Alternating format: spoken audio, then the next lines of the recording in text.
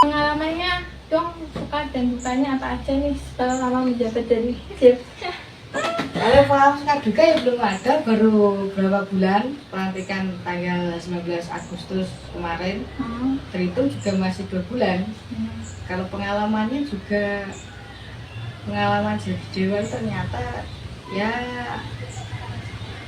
selaku tokoh masyarakat, tokoh publik gitu ya, intinya ternyata banyak suara masyarakat yang ke atasan yang harus ditangkap. Untuk pengalamannya ya belum begitu banyak karena masih terhitung 2 bulan. Beda nanti kalau mungkin sudah berjalan 1 atau 2 tahun baru terasa pengalaman. Terus selama mencalonkan itu hambatannya apa aja, Mbak?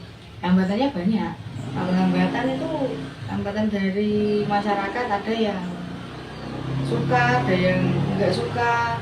Kalau hambatannya ya dibilang belum mampu atau gimana, ya banyak lah hambatannya, bermacam-macam karena masing-masing individu kan punya pendapat sendiri, punya penilaian sendiri. Jadi ya hambatannya kita harus mengayomi masyarakat satu. Terus rencana Mbak itu apa aja sama sama menjadi DPRD? Kalau untuk rencananya ke depan ya saya cuma berniat ingin mensejahterakan masyarakat, khususnya masyarakat Kecamatan Simo, itu nanti dengan berbagai masukan, berbagai usulan dari masyarakat yang bisa saya laporkan, bisa saya kawal ke atas, ya saya kawal untuk kesejahteraan masyarakat di sini.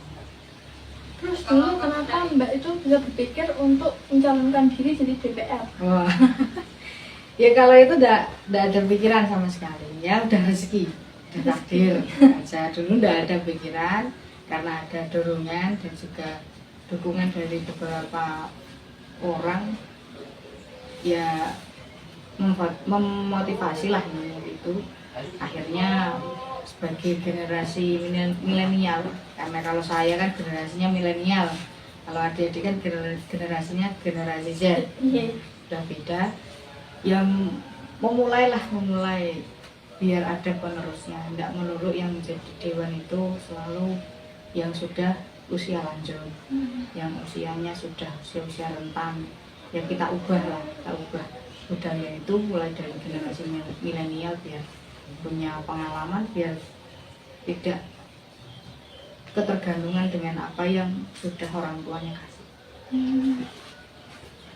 Terus kan kalau jadi DPRD ini kan sibuk ya Mbak, terus Enggak juga. Enggak juga. Ya tergantung, kalau sibuk atau enggak itu tergantung masing-masing individunya, masing-masing orangnya. Kalau sibuk itu tidak selalu 24 jam itu untuk bekerja, tidak. Bekerja ya sewajarnya saja, ada jam kerjanya. Seperti orang 8 jam kerja ya 8 jam kerja. Misalkan ada tugas ya kita jalankan, kita ada kunjungan, kita kunjungan. Tapi kita tidak pernah menutup waktu untuk berkomunikasi, mau lewat WA, lewat telepon maupun mau bertemu secara langsung, kita tidak pernah menutup. Mau di jam berapapun, kalaupun itu masyarakatnya memang mau ngobrol, mau bercerita, kita selaku wakil dari rakyat membuka dokumen. Terus itu kan Mbak katanya tadi kan punya pekerjaan lain kan selain jadi DPR. Ya. Itu kan cara bagi waktunya itu gimana gitu? Ya kalau cara bagi waktunya kembali lagi ke individunya. Kalau di kantor itu kan nggak seterusnya berjam-jam 24 jam ataupun 12 jam kan enggak, pasti hanya berapa jam ya, sama dengan pegawai yang lain itu sama. Cara bagi waktunya ya memanage waktu, misalkan hari ini longgar, hari ini pekerjaan di kantor kemungkinan tidak terlalu menumpuk, ya kita coba lihat kerjaan sampingan yang lain. Kerjaan yang lain masih kurang apa, butuh keperluan yang butuh urusan yang urgent yang harus diurus itu apa. Kita membaginya, memanage waktunya tergantung diri kita sendiri. Kalau saya ya tergantung urgensinya. Misal urusan yang urgensi di kantor ya saya ke kantor dulu. Kalau misal urusan urgensinya di lapangan ya saya ke lapangan. Kalau misal urusan urgensinya ada di pekerjaan saya yang satunya ya saya di pekerjaan yang satunya. Tergantung urgensi dari pekerjaan yang masing-masing.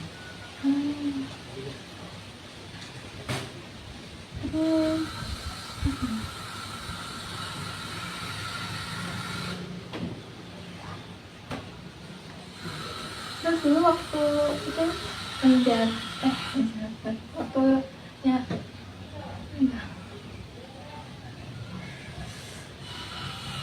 Apa ya ditanya ya santai mawon, santai aja, sama saya santai, sama-sama muda, sama-sama muda belum terpaut jauh, ya santai mawon. Di atas WD, di atas aja.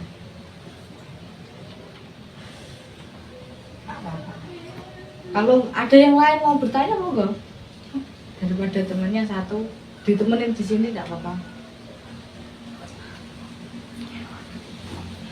terus kan mbaknya tadi kan kayak punya progres progresnya itu sampai mana kira-kira? Ya untuk progresnya kan kalau terhitung masih 2 bulan. 2 bulan ini baru di kantor itu baru masa sidang, bukan sidang, masa rapat kerja dengan dinas-dinas penganggaran, karena ini sudah selesai perubahan anggaran tahun 2024, kita kan memulai anggaran 2025. Kita masih rapatkan dengan dinas-dinas yang ada di Kabupaten Boyolali, anggarannya bagaimana, apakah kurang, apa yang harus kita kawal, apa yang harus kita anggarkan untuk mana, ini baru sampai masa di situ. Jadi progresnya ya masih terhitung 2 bulan, ya progres yang masih seperti itu. Belum bisa dikatakan berapa persen ya belum bisa, karena kan masih terhitung 2 bulan. Beda kalau memang sudah 1 tahun atau 2 tahun menjadi tokoh masyarakat, tokoh publik, itu baru tahu progresnya. Oh, saya sudah melakukan program kerja ini, itulah sudah. Kalau saya terhitung 2 bulan, mau menganggarkan juga, katakanlah penganggaran itu tidak sekali atau 1 jam 2 jam selesai, itu enggak bisa. Jadi bertahan. Penganggaran itu memang di DPRD kan yang memegang anggaran kabupaten DPRD. Nah, itu mengolah ataupun mengusulkan anggaran tidak 1 atau 2 hari selesai, tidak. Kita harus mengkaji. Harus ada aturan, harus ada sesuai dengan apa yang memang menjadi prioritas di Kabupaten DPRD. Terus mbak itu sebelum jadi DPR itu mbak kerja apa sebenarnya? Dulu kuliah nyambi buka usaha wira swasta. Kuliah dulu waktu pencalonan masih semester akhir skripsi, disambi dengan skripsi, disambi setelah skripsi selesai buka usaha, pencalonan sambil buka usaha. Ya.